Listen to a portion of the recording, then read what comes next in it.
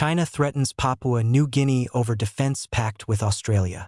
China is pressuring Papua New Guinea not to agree to a mutual defense pact with Australia.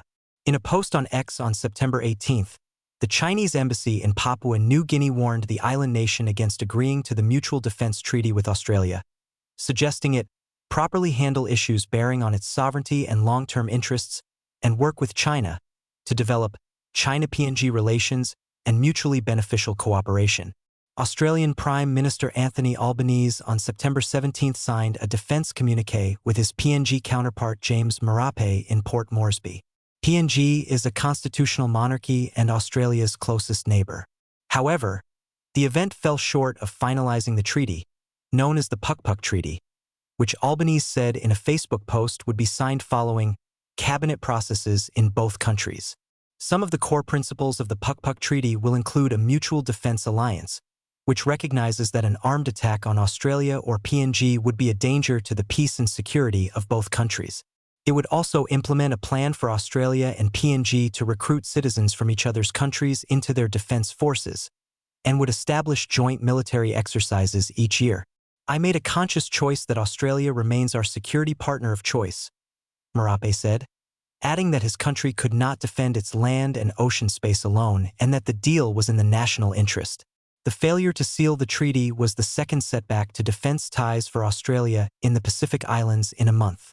Albanese travelled to Vanuatu last week, but was unable to sign a $500 million Australian dollar security partnership because a coalition partner in the Vanuatu government called for further scrutiny.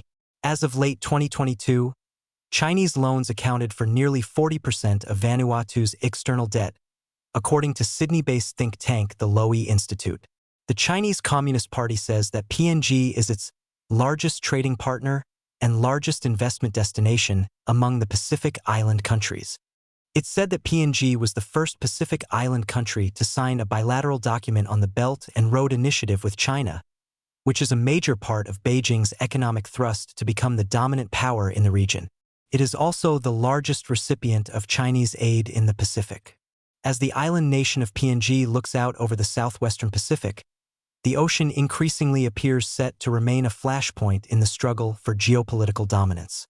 The people of the Cook Islands, a self-governing country, are historically and culturally aligned with New Zealand and possess New Zealand passports. However, in June, New Zealand cut millions of dollars in funding to the Cook Islands because of the archipelago's deepening ties with China. A spokesperson for New Zealand Foreign Minister Winston Peters said in a statement on June 18 that New Zealand had decided to suspend payment of 18.2 million New Zealand dollars in development funding for 2025 to 26, as this relies on a high-trust bilateral relationship. Communist China has been New Zealand's largest trading partner since 2017, and New Zealand has a policy that does not recognize Taiwan. In early June, defense and security think tank Royal United Services Institute said in a report that the Cook Islands, an archipelago with an extensive exclusive economic zone, has emerged as a focal point for China's broader Pacific strategy. Rusi said the Cook Islands maritime domain, which is rich in marine resources and critical minerals such as manganese, cobalt, and polymetallic nodules, is difficult to manage effectively. Its vastness and remoteness, however, make it susceptible to illegal, unreported, and unregulated fishing and exploitation of marine and mineral resources, waste dumping, and a range of potential non-traditional security risks. The think tank said Beijing's engagement with Pacific Island nations follows a consistent pattern: economic assistance, grants and loans without due diligence, untenable infrastructure investments, and diplomatic recognition maneuvers. Through a clever mix of checkbook diplomacy and no-strings-attached aid policy, China has cultivated strong ties with several Pacific Island countries, including Tonga, Kiribati, Solomon Islands, Fiji, and Papua New Guinea, the report stated. Rex Widerstrom, James Hsu, and Reuters contributed to this report.